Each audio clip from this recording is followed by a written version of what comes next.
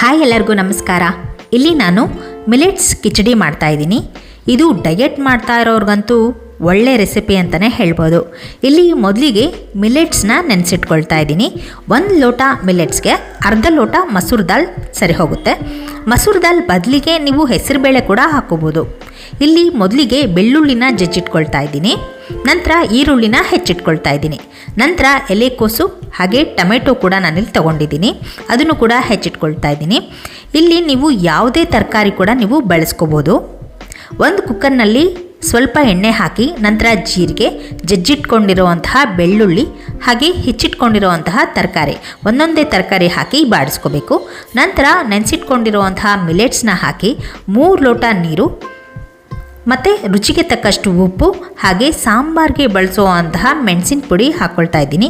4 whistle ಕೂಗಿಸಿದ್ರೆ ರುಚಿಯಾದ millets khichdi ready.